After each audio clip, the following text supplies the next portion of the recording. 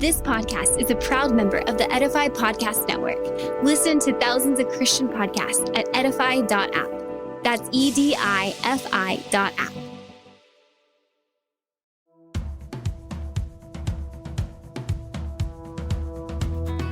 Hey, I'm Christina from Columbus, Ohio, and I work in marketing and communication for the financial industry. I love listening to Compelled because of the true impact stories have, the realness, the messiness, and the authenticity. The episodes and storytelling leave me with the desire and sheer need to draw closer to Jesus, seeking a deeper relationship with him, and I hope you feel the same. Enjoy today's episode. During the day, I'm out in the streets, what they call gangbanging, causing trouble during the day, but at night, I was a computer hacker. But it led to some pretty serious situations. Our entire group, it was about 30 or 40 of us that ended up starting to get raided by the FBI. And so all of our computers got seized. My dad's work computers that were here got seized, and they pretty much just took everything that we had.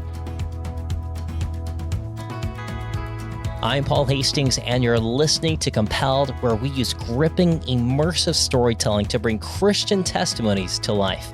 Our last episode was with Susie Jacobson, and as a little girl, Susie lost everything that mattered to her: her home, her family, and her friends.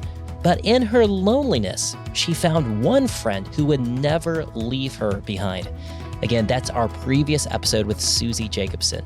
This week, our guest is Mike Felch, whose search for identity, approval, and a place to belong drove him to a life of crime, burglary, violence, and computer hacking. However, through all of those experiences, God was placing people in Mike's life that would ultimately point him to the only true source of identity and belonging. So gather around, lean in, and join us for another compelling story from the kingdom of God.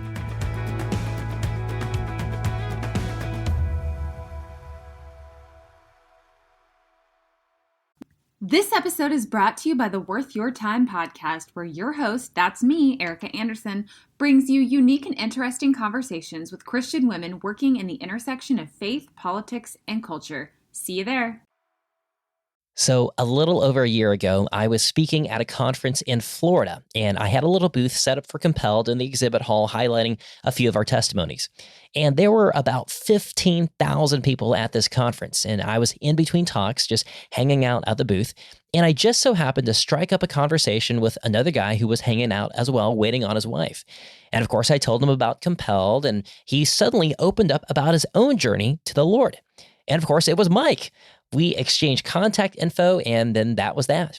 Fast forward to earlier this spring. I was going to be in Florida again, and on a whim, I called the phone number that I had saved for Mike, and he answered and immediately remembered who I was. And that is how this interview came about. We met at Mike's home close to Orlando, and Mike started with some details from his childhood. Third grade is probably one of the earliest memories that I have. So I think the story would really start with, imagining a boy that was in third grade with really thick glasses and just completely different way of thinking. And being the new kid at school, looking the way that I did, looking different and thinking differently, there was a lot of rejection that came from that. There was a lot of jokes and bullying that actually started early on in my life. So I remember the first time kind of experiencing that rejection. I was on the playground and walking across this wood bridge, and I remember getting too close to one of the boys and him turning around and just punching me right in the face. And so that feeling over and over is where I think where my story really started. A little while later, I remember there was a head lice outbreak that happened. All of the kids in the class had to go through and get their hair checked, and because I was the new kid, I was the one that brought it to the class. That's what the kids said. That's what the kids said. That's what they said, but it was more than that. They actually held up their folders. I remember walking down the hallway, and they would hold up their folders to their head so that they didn't get lice from me. And so it was this idea that being the new kid, looking a certain way, it was a lot of pushback. And it was the earliest days that I could remember the rejection and the loneliness and the pain that kind of came from that. I mean, the challenge of that, is not knowing how to deal with that. I didn't express what I was going through with my parents. We didn't really have that close relationship where I felt open to be able to discuss what I was experiencing. And so I just kind of held it all in. I don't think they took it as serious. They knew that it was going on, but it was always, well, they don't mean no harm. They don't mean to be that way. I don't think they understood the seriousness of it. And it's not that they wouldn't wanted to have intervened more. I think part of it was I didn't feel like I had an open relationship with them where I could share more. At that time, did you have any recollections of thinking about Christianity or faith or anything like that at all? My family came from a Catholic background. So my mom and her side of the family all went to like a Catholic church. And then my dad, I remember him telling he didn't want to get involved with church because he was forced into Catholic school up until he was 18. And they both there was a lot of sexual abuse within the Catholic church that affected my family, very much destroyed my family. And so they both kind of opposed it, although they got married in the Catholic church. They got remarried in the Catholic church, I mean. But it was more, I think, to appease my grandparents on my dad's side. But yeah, nothing. I mean, I heard about Jesus. I knew that there was these stories of Jesus, but I didn't believe. Like, I wasn't into anything with regard to church. So yeah, not much. In the midst of rejection from peers and without a strong relationship with his parents to lean on or a faith in the Lord, Mike soon found another outlet and place where he could finally fit in and find that sense of belonging and identity that he craved. 3rd, 4th, and 5th grade, I got involved with the local skating rink.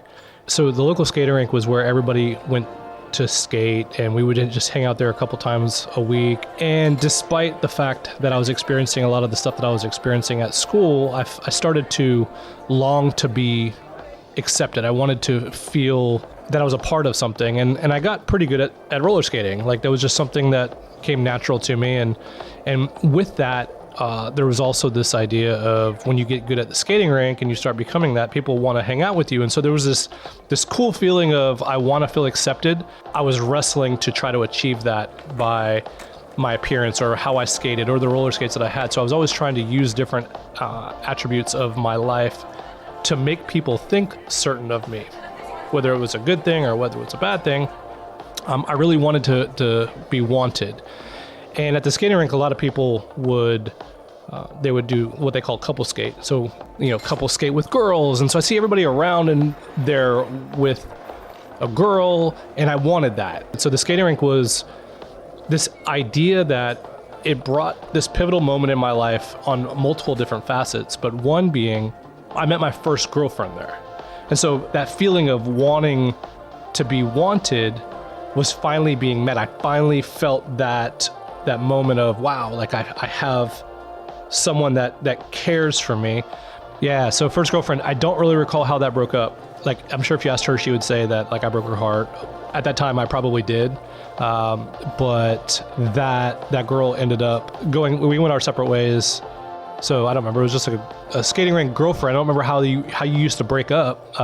But we just went separate ways and we lost contact. But it was also the time where I met all the troublemakers that would have a huge influence on my life moving in a different direction. And the troublemakers and we would hang out all the time throughout the week. And sometimes we'd hang out skateboarding, because skateboarding at that time was a huge part of my life as well. So skateboarding and then at the skating rink with these troublemakers led to moving into this realm of gang activity where there was a lot of fighting. So we would meet up and we would fight different groups, or they would have fight at the skating rink and we'd get kicked out. And so there was just this constant reputation that I was seeking. I wanted people to finally be afraid of me, but it was really, I think, rooted in this insecurity of who I really was. I knew that I had been bullied for so long that now it was starting to come out in the way that I was treating people. And so it was like this bubble that just kind of burst. That led to this idea of respect and fear. And so people for the first time would start kind of fearing us at the skating rink because they didn't know what was going to happen. They didn't know if they could be around us without anything kind of like popping off or happening where people would get hurt. And so there was this fear. I didn't have to worry about being bullied anymore. Like I finally felt that I was freed from being bullied because I was now that bully. And so my life really took a drastic shift in that direction. So the local gang that we were a part of was called Felch Nation. So it was a pretty wide known gang around the country. Our set was a localized set, so it wasn't as like crazy as Chicago and LA.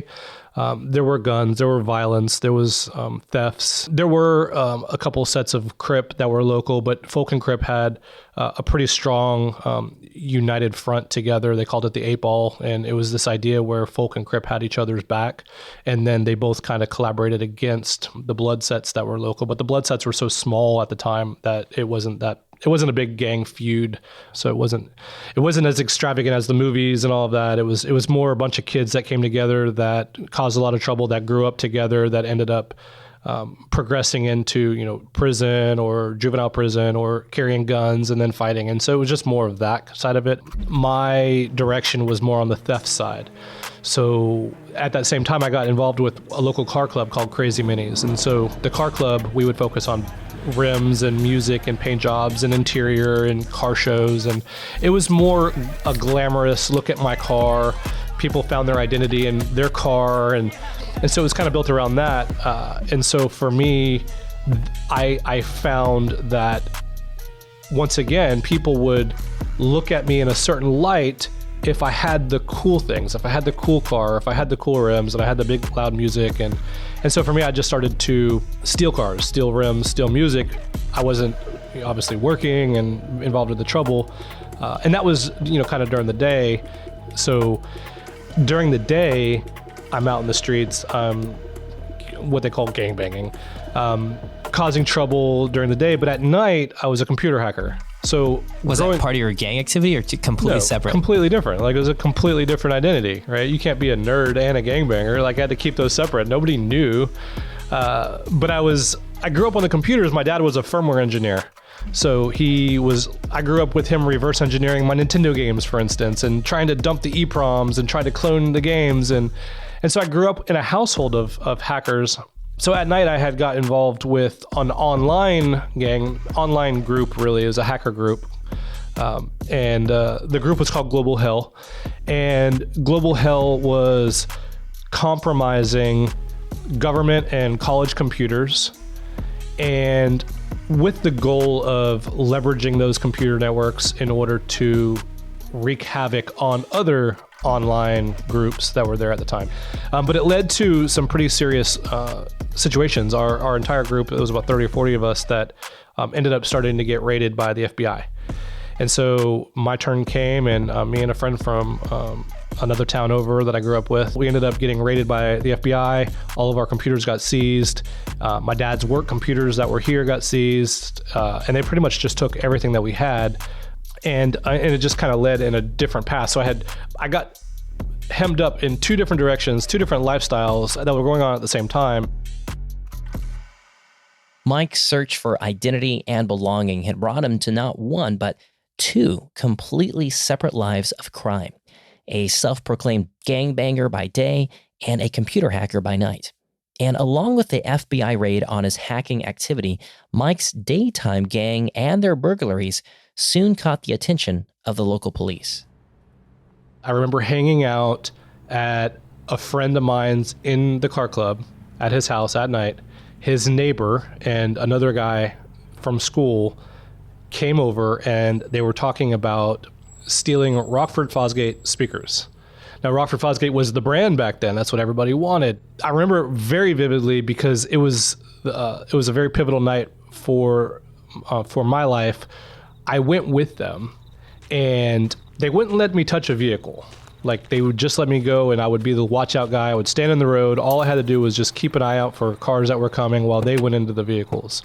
And that night there were, I think, 5 vehicles that got burglarized, and it was important because it was my first time ever going off, and I wanted to fit in. I wanted what they were going after. And so going off with them and breaking into the vehicles led to us eventually getting arrested on all of those 5 vehicles. That one night. And I think it might have been over two or 3 nights that week, but all of the vehicles that ended up being in that group of burglaries that were committed, we ended up getting arrested for those charges. Now, I was 17 years old. It was and June 27th, 1999 was when the crime occurred.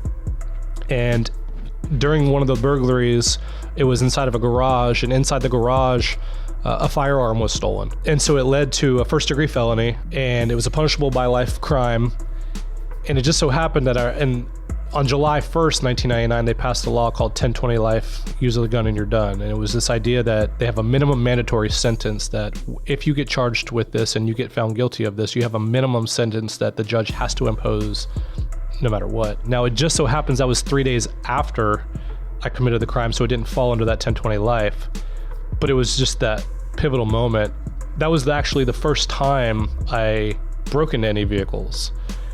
Being charged with it and then eventually getting out and going back in and getting out, and there was a lot of that was happening.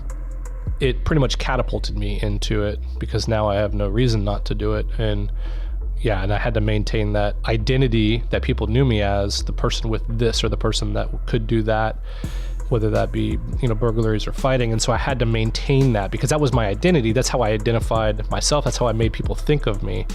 And so to not have that, I had nothing. When I got out, I was out on what they call pretrial release. And I was still going to court for my crimes, but I was able to be on the outside while I was going to court. I remember calling into work that night and saying I was sick, and then going to my car club meeting, because we had car club meetings twice a week, still just causing trouble. So it was a slow fade over a few months, and then still going back out and doing burglaries with my same co-defendants. The same guys. But it was an important moment for me because at that stage, I had been going to JROTC, which was like the Army in high school. Like, it was like to prep you for the military. My whole goal was to be in intelligence in the Army. That was what I really wanted to do.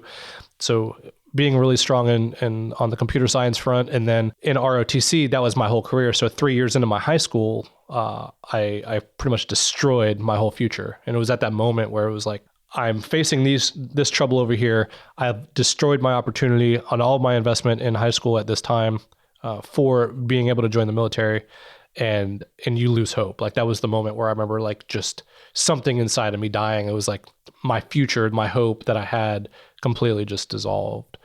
So I don't know if you ever got to the point where you completely lose hope, but that was like where it was. And so it was kind of easy to go into a negative direction at that stage, if that makes sense.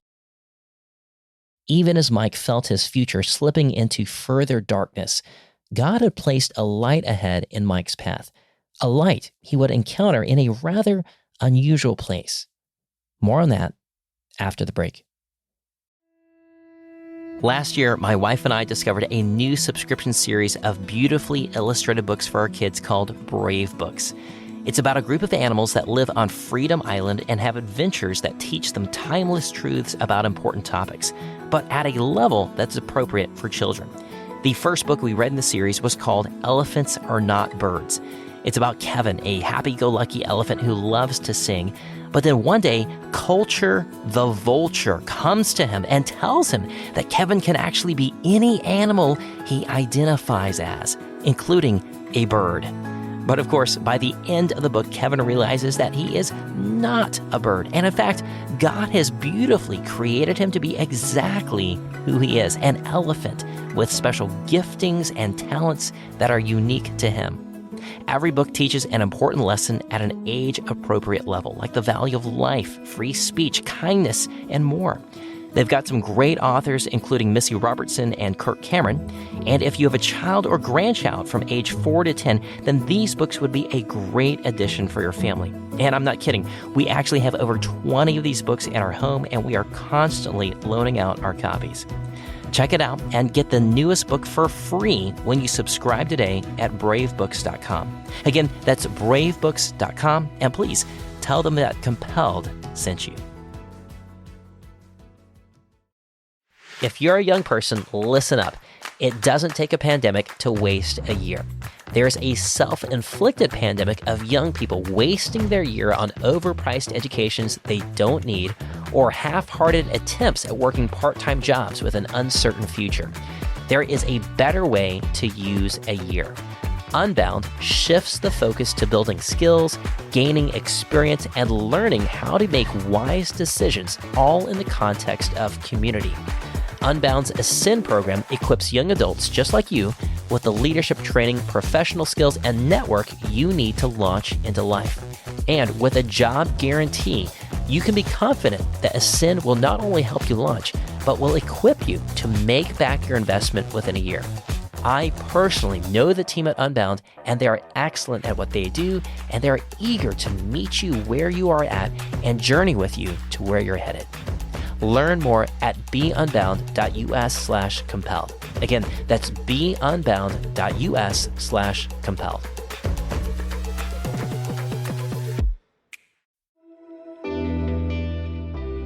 Welcome back.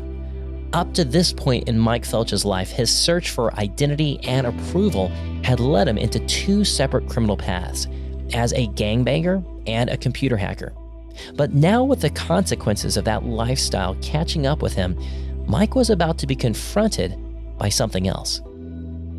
So I was in and out of jail, I don't know how many times, a handful of times on the same charges. Being in and out, walking into the adult jail, not really sure what was going on. I just remember dragging my mat and a pillowcase full of like toilet paper and stuff into the dorm and looking around and seeing the overcrowdedness of the dorm, people sleeping on the floor underneath bunks because it was just overcrowded. There was no open rooms. And I just pulled my mat up and found a bunk that I was going to sleep underneath. I remember a guy named Junior coming down from a room that was up on the second balcony and inviting me up to the church room. There was this church room upstairs. It was Echo Dorm room 203. I mean, you're walking into a place where you can't trust anybody. Everybody's there because they've done something that violated their integrity. I mean, there's no trust that you could actually put out there. I'm already on guard because I come from this lifestyle on the streets where you can't trust anybody anyway. And now I'm walking into this environment and someone approaches me, like there must be an alternative motive. Like, why would you want to, like, what do I have to offer? Some toilet paper, like a pillowcase? And he would come down and he would just invite me up. He'd say, hey, we're going to have Bible study. You want to come up? You want to come up? You want to come up? And it was always, no, I'm not getting down with that stuff. Like at this stage in my life, I'm more of an agnostic. Like I've heard about Jesus I was telling you earlier with regard to the Catholic Church and I've seen a little bit of religion from that aspect, but I didn't embrace any of that. It was more, and so I don't say I was an atheist because I think that's a little far-fetched, but I was just didn't know. And he wanted me to go up to this church room, and the church room was going to have, they do these Bible studies every day. Over time, he was persistent. He kept on asking, and then they had an open floor, I guess I would say, come open where someone had left, and they had to open underneath the bunk, and they asked if I wanted to move into the room.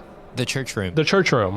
No, I'm not going to move into the church room. Why would I, but I eventually did. I ended up just kind of going up there and moving. I remember moving my mattress underneath the bunk and just kind of laying there and I would just listen. And eventually, hearing these Bible studies every day, I started to get involved a little bit more.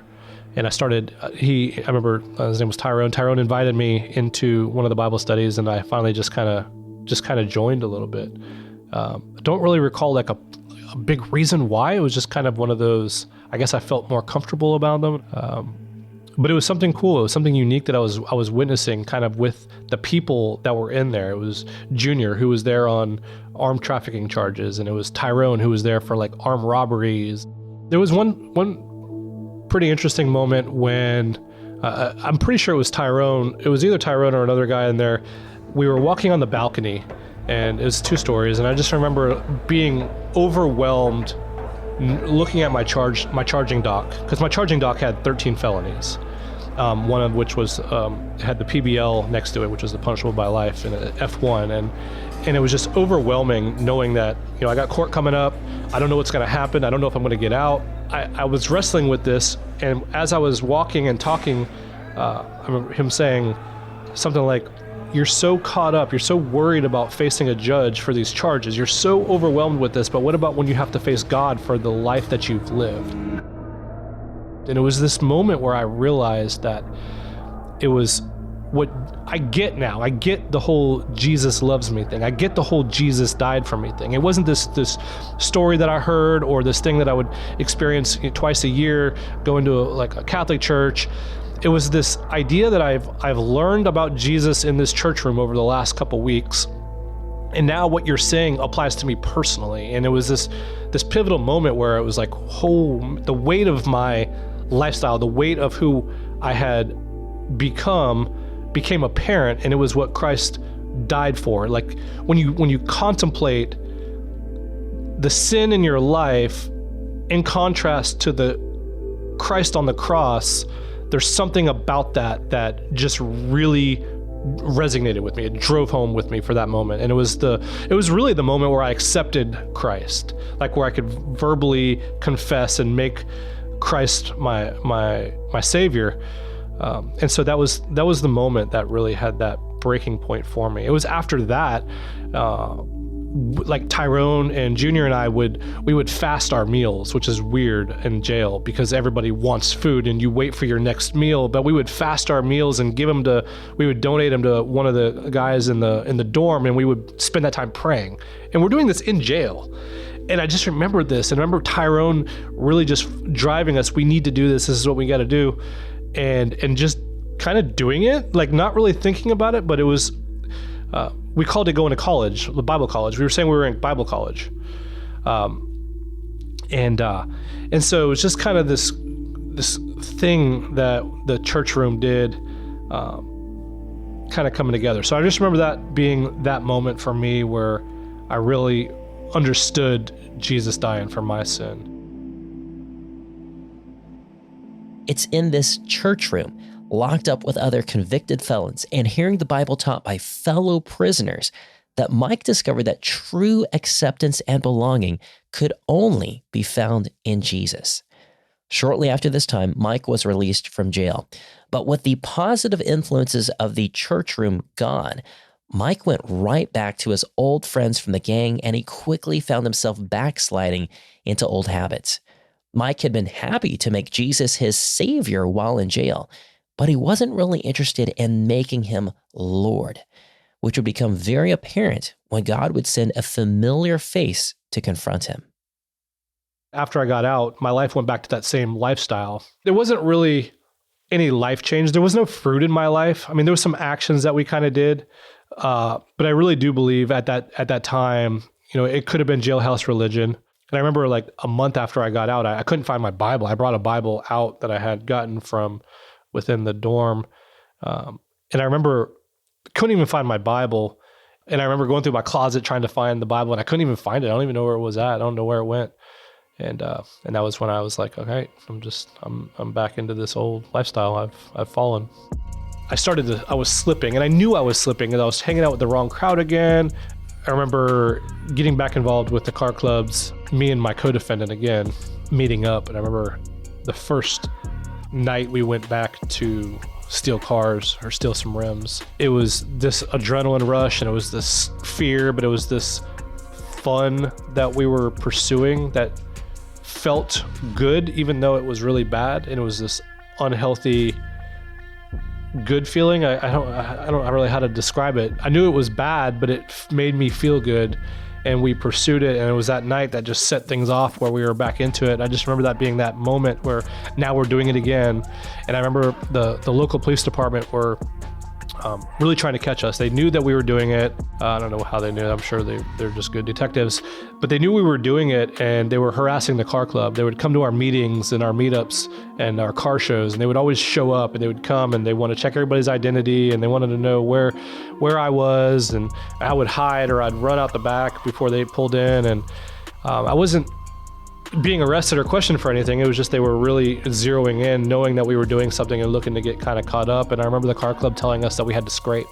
So I had to scrape your logo off the back window. We could no longer have a logo representing the car club because it was bringing too much negative attention to the car club. And despite the fact that they were causing trouble themselves, it wasn't like we were all innocent here. And I remember having to scrape my logo. My dad was getting pulled over because he had the same color car as me, even though we weren't even like together at this stage. It was just kind of a rough time. I ended up having Lakeland Police Department, the detectives crime detective. He was a sergeant there, really trying to pursue me. And I didn't know it at the time, and there's some cool stuff that kind of came from that. But I remember he finally like rearrested me. I was at another gang member's house, and they came and they swarmed and they arrested us, or they arrested me. And this was sometime later, a couple years later. And I remember walking into the county jail again. At the time, you go to this jail for like 5 days. It was the central jail, and then they put you to your more permanent location. And I remember walking in and seeing a very familiar face, Tyrone. You see, Tyrone had been sentenced to like 15 years, or I forget how long he was sentenced to, but he was sentenced to a long period of time. And he was back on an appeal from prison. And so when you come for an appeal, you have to go to court locally. So they move you from the prison camp that you're at to the local jail to go to court. And he was there again. And I walk in and he looks at me with like this disappointed face, and just remember him saying something like, man, what you doing, man? You're fighting the wrong fight. What you doing, man? And it was just this gut check where like, now I'm right back to where I was, and Tyrone is right back where he was on this appeal. And it was mind blowing. We're in the same dorm.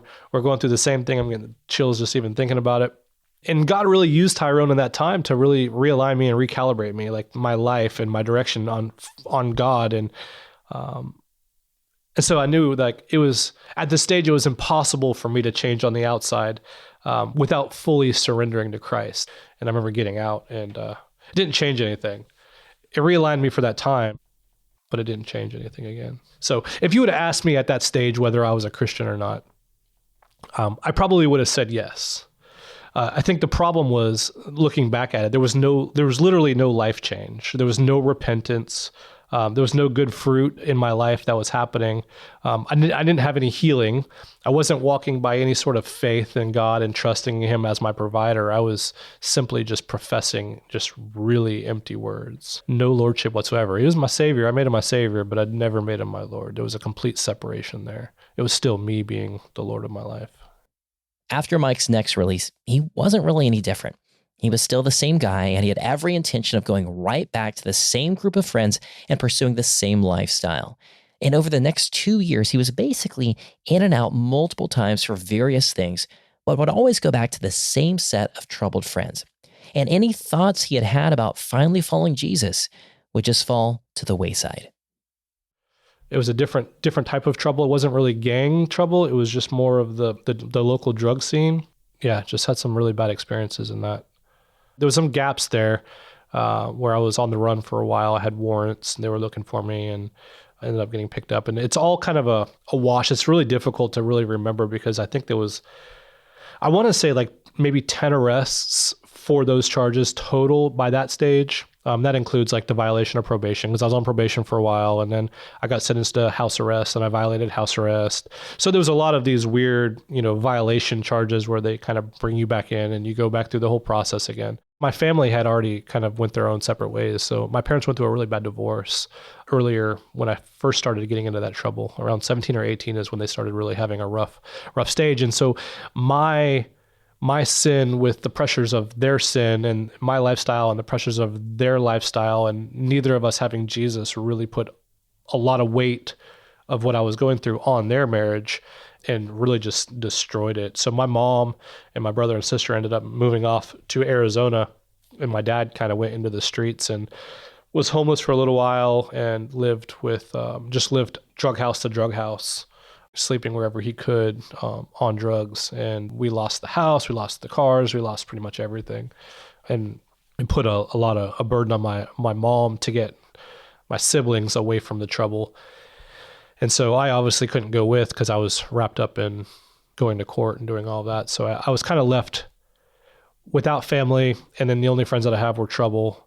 And I had no positive influences on my life, and just making really bad choice after bad choice. there was a time after I got out, my co-defendant was with me, and there was a guy from school that had previously stolen something from him. And we ended up getting into my car, and driving down, and that guy was behind us. And me trying to be big and bad, pulled off the side of the road, blocked him off so he couldn't go anywhere. We jumped out and we ran over to him.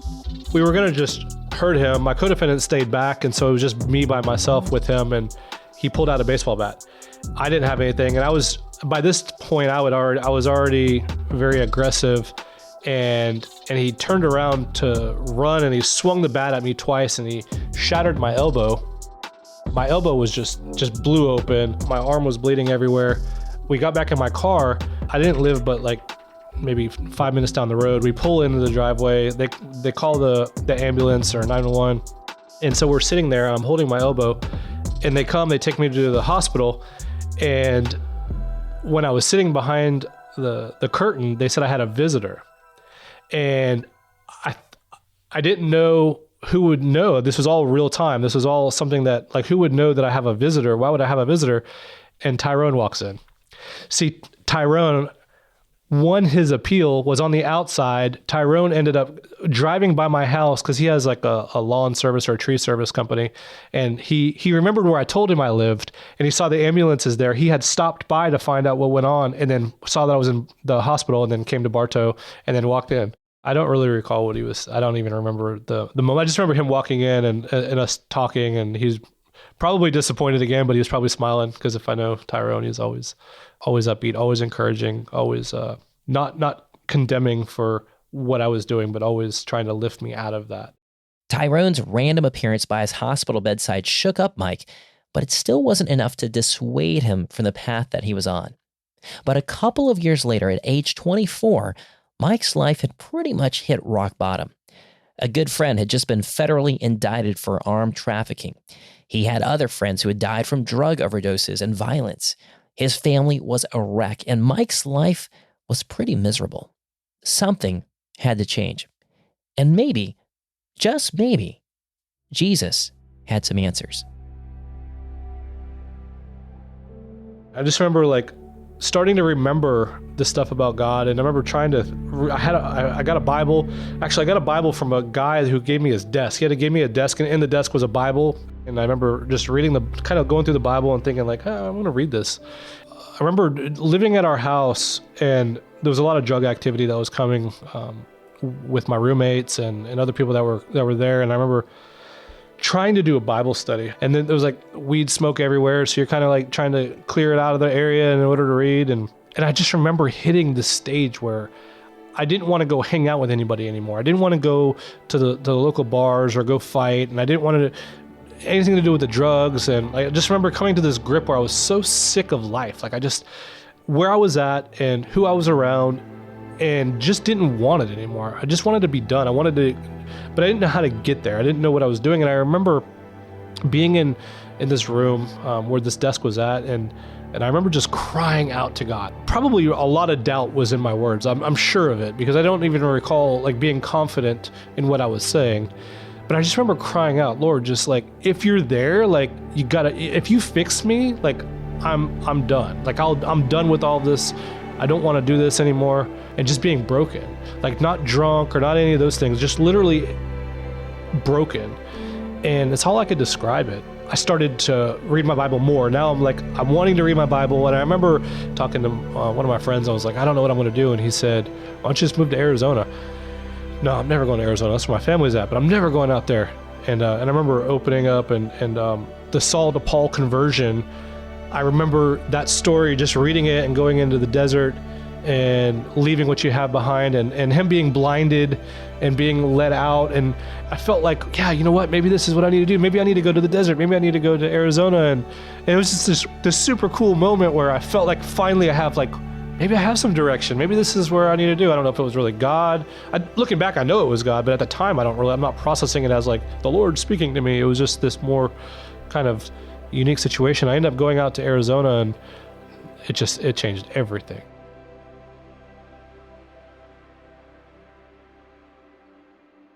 This was a new season in Mike's life, one where he was truly repentant and ready to pursue the cross. And along with his renewed faith, this season would also bring back some more familiar faces from Mike's past, which you'll hear about right after the break. No homeschool parent should ever feel alone. And thankfully, BJU Press has met that need by creating a homeschool curriculum that empowers and supports parents as they educate their children. Every subject is firmly grounded in a biblical worldview and challenges children to connect classroom content with real-life problems. The BJU Press curriculum offers thorough teaching resources for parents, including videos, extra activities, and various approaches for children with different learning styles. And their Homeschool Hub is an easy-to-use online platform for parents to schedule, track, and grade student assignments easily. Want to take a family field trip or spend a few extra days studying podcasting? Not that my family would ever do anything like that. Well, now it's simple. Scheduling school has never been easier. BJU Press enables you to give your children an excellent education that flows from a biblical worldview. To learn more, visit bjupresshomeschool.com. Again, that's bjupresshomeschool.com.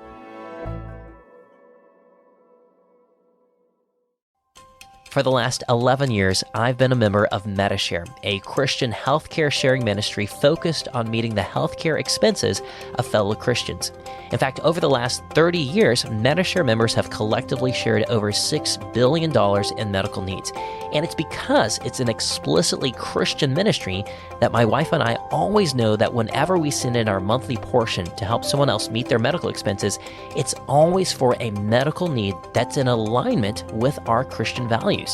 We're not paying for abortions or transgender surgeries or things that grieve God, but rather legitimate medical needs that honor God when we join with our fellow Christians to meet them. And of course, my wife and I have experienced the power of MediShare firsthand. We've welcomed 4 beautiful children into our lives, which of course includes giving birth and doctor visits and ER trips. And through it all, the MediShare community has always helped us meet our medical needs every single time. And really, MediShare is a way for my wife and I to align our Christian values and beliefs with our healthcare. To learn more, visit the special landing page created just for Compelled listeners at medishare.com/compelled. Again, that's MediShare, MEDI share, medishare.com/compelled.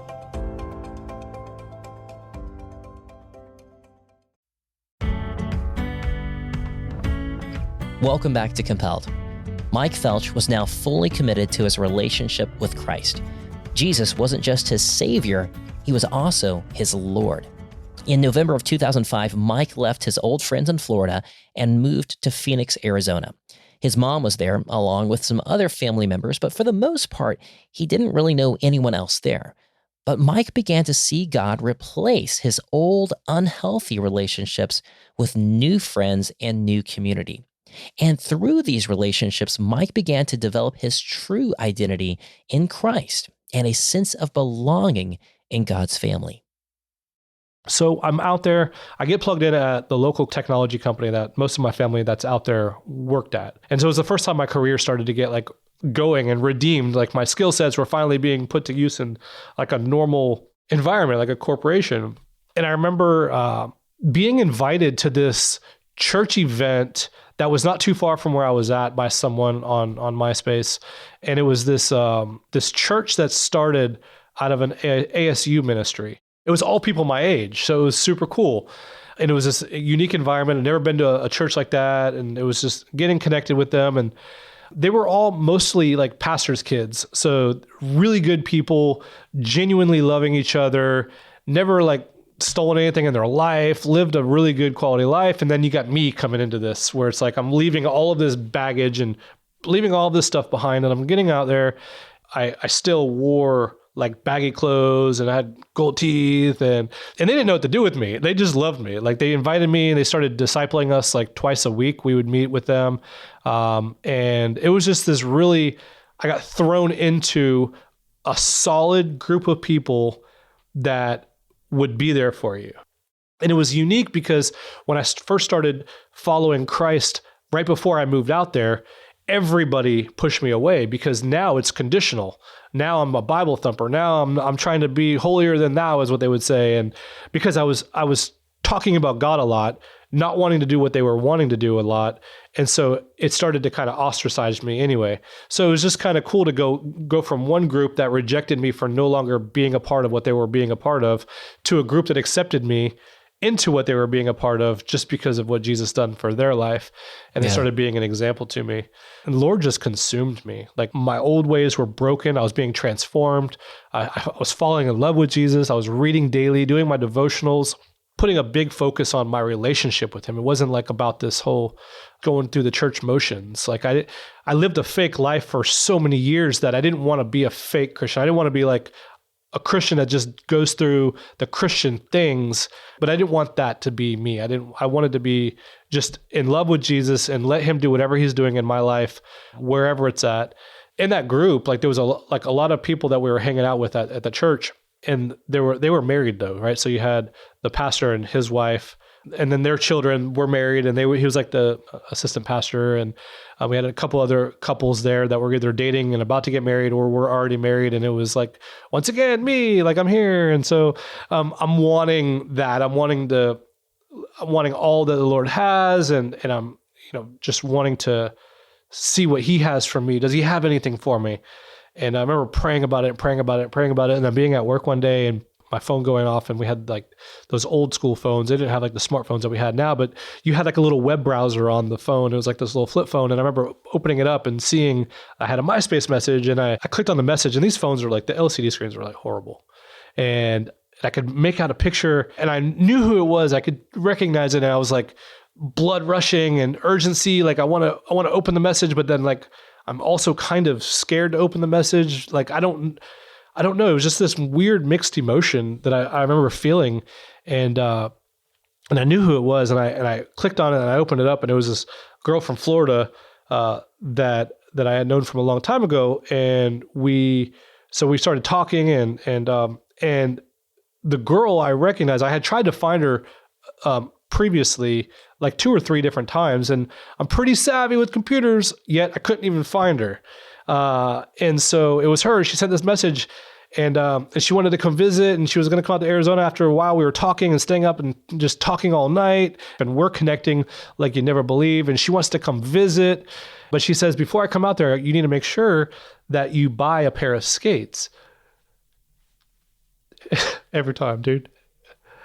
Well, it was my first girlfriend, Angela, from the skating rink that I had finally felt acceptance from early on in my life. It was her. In a crazy twist, Mike's first girlfriend from the skating rink we heard about at the beginning of the episode was reaching out to him at the very moment when he was asking God about the future and marriage and what that might mean. But was this from God, or was this a temptation from his past, trying to draw him back to his old life? Mike wasn't sure, but he was sure hopeful. I encouraged her to get back involved with church. So she started going to church, and she was going through some rough times of her own. Her story was playing out. So she starts going to this church, and she gets baptized, and she's reading on her own daily, and you're starting to see the fruit of like a relationship with God brewing in her life. And I'm on guard, right? Because I don't want, like, we got to be careful now. Like, we're living 2 separate lives and with the Lord, and we got to be careful. So she comes out there. She ends up staying with my brother and his wife. Got to set up the boundaries. And so I bought some skates. She came out. We went skating. We kicked it off. And then she ended up moving out there. And then sure enough, we started praying, and then we started dating. And then we knew right off the bat that, like, we're not just dating. We're jumping straight into like a courtship. And so we're going through premarital counseling. We want to prepare, because I'm bringing baggage. I'm bringing a lot of baggage. She has her own, baggage that nowhere near what I'm bringing in. But that led to an interesting start. Praise God for the premarital counseling, because coming from my background, some of the biggest hangups that I had to get rid of was my anger. Still very much, I'm following the Lord, I'm on fire, but it's a constant redemption as I'm going through life. And while I'm saved, the Lord is continually transforming me and realizing just how far from him I really am, that we all really are, that we have to pursue that. Yeah, so we kicked it off, and then we didn't waste no time. Like, we got married that same year, and I introduced a lot of just trouble into the marriage, very selfish, not knowing how to be selfless, not knowing how to have a relationship and think about the other person. It was still all about me. It was all about, what I wanted and my ways, and a lot of damage that was there. And there was a lot of fighting, a lot of type A personalities just feuding, her ways the right way, my ways the right way, clashing, my unresolved anger issues and not getting the healing still that I'm needing. I'm still walking through the healing. There's a lot of that was still very present for years in our marriage, and her wanting to deal with the problems. Like, she's a problem solver. When there's a problem, we got to fix that now, here and now. Me, I'm like, nope, I'm pushing away. I'm not engaging in that conversation, and a lot of lying and just a lot of deceit that I would have towards her, and it hurt our marriage significantly. But the key here was that it was her rootedness in God that genuinely brought us back together and united. And we would have fights where I would sleep on the couch for a week, went and talked to her as a Christian. And then we go to church, and on Sunday, she goes down for the altar call and she's praying and crying her eyes out to God at the foot of the cross in church. And I'm just like standing around, like, what am I supposed to do? Like, am I supposed to like fake the funk and go up there and act like everything's all right? But I wanted her to at least feel supported, because I got everybody looking at me when she's down there crying. I'm just standing back and not doing anything about it. So I go down there and just kind of like act like I'm consoling her, knowing that I haven't talked to her in 6 days. God would just unite us at that moment. But it wasn't because of me. It was because of her genuineness and her genuine relationship with the Lord and seeking out healing from the pain that I'm causing and the pride that I have still that would happen. It was her sacrifice. It was her love and her patience through all of these trials. And it was like she's laying down her entire life at the foot of the cross that reunited us. It was God using her and her commitment to him to win me over, despite the fact that, like, I know better, despite the fact that I'm going through this, like, I'm wrestling with these, the pride, the selfishness, the sin, ultimately, that I brought into the marriage, that she's crying out that reunited us. And it was her example of being a Christian, ultimately, on how to live her life as a Christian, that won me over. When Mike first met Angela in the skating rink all those years ago, he had no idea what God had in store for their lives. In fact, at that point, he wasn't even sure if he believed that there was a God. Yet through all the years of crime, the empty pursuit of identity and belonging, and time apart, God was preparing both Angela and Mike for each other to build a life and faith together, but in God's perfect timing, not their own.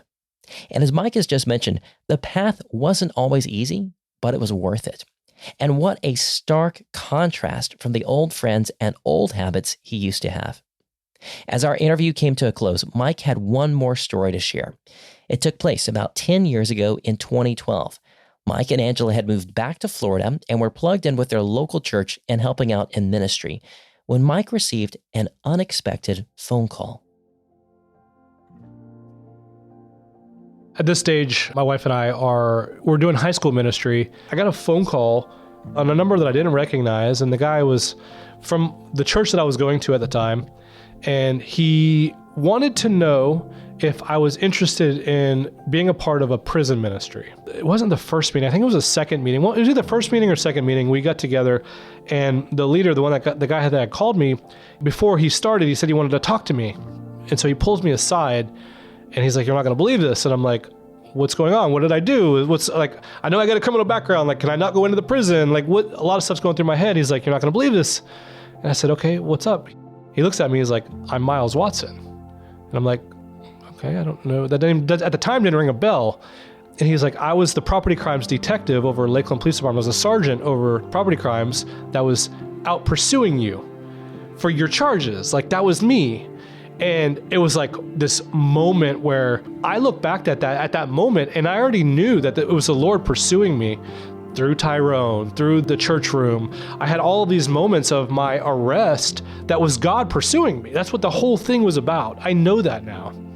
And I'm looking at Miles, and he knows that because his entire career was Yeah, he was a law enforcement, but he did it for the Lord's glory. Everything that he would do with the utmost integrity, and he wanted to honor the Lord with his ministry.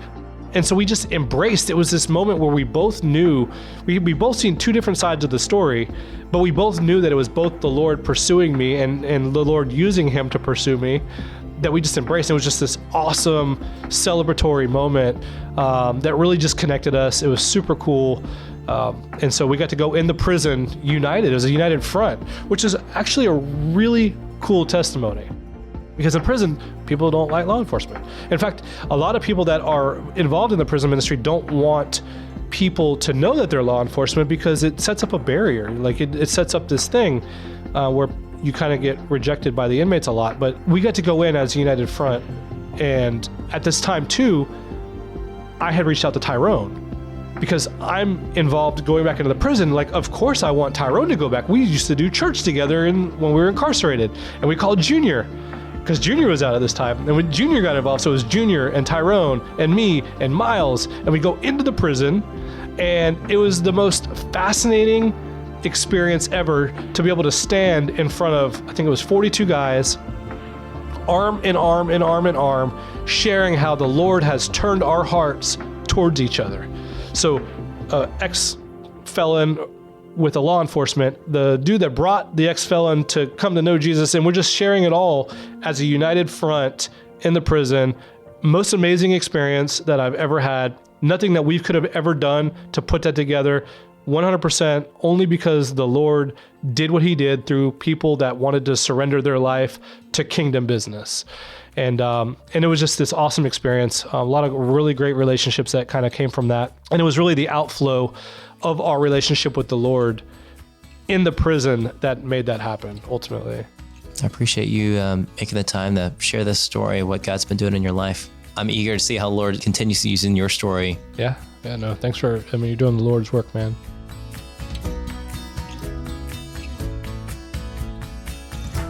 One of the things that really sticks out to me from Mike's story is that the people who first shared the gospel with Mike were not professional evangelists, a pastor, or even regular church people. It was his fellow jail inmates. But maybe we shouldn't be surprised, since the shining light of the gospel is just as effective on the hard floor of the local jail as it is in the soft pews of our local churches. Mike's story isn't over yet. In fact, a lot has come full circle.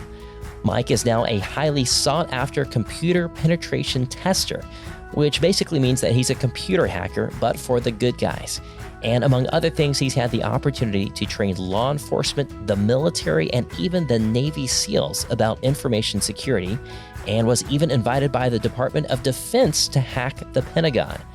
But one of the things that makes Mike the most excited is using his platform as an information security researcher to share the gospel with fellow computer nerds.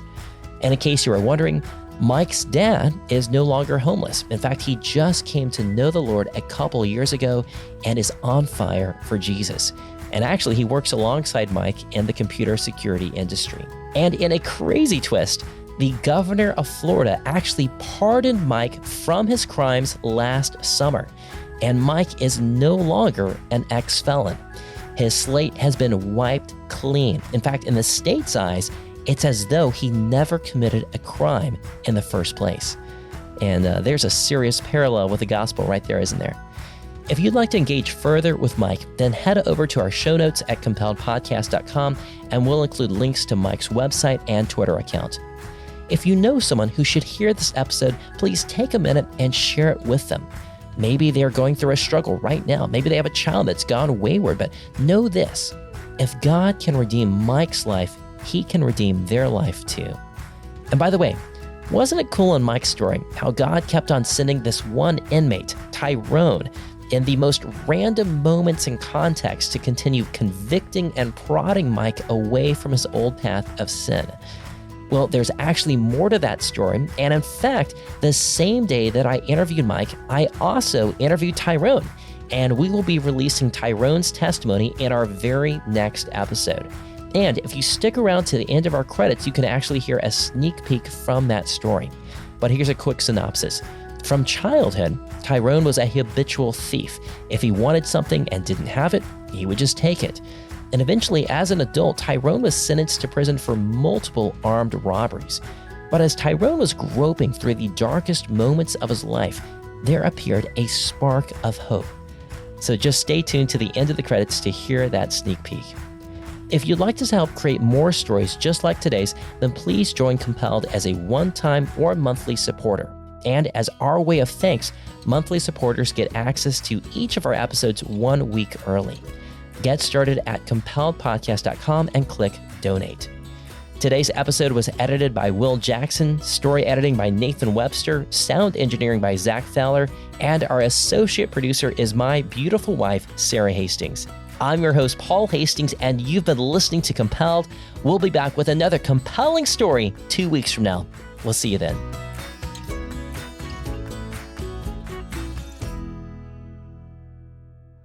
I remember a robbery. When we kicked the door in, it was a guy there waiting with a gun and shooting at us. We're not running. We're shooting back like a little Western movies, Wild Wild West. So basically, he ran out. But because of all the gunplay, we had to leave because we don't know who called the police.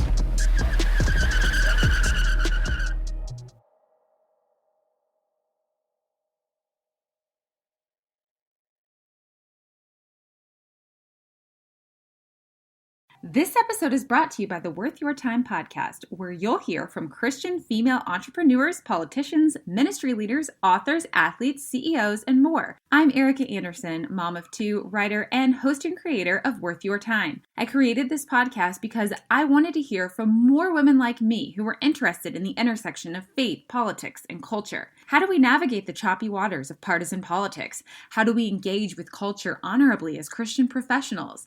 I know you don't have a lot of time, and that's why I make every second worth it on this show. You'll hear from women that aren't on every other Christian podcast, and we get really real, because I don't know how to function any other way. Episodes drop every other Tuesday. Hope to see you there.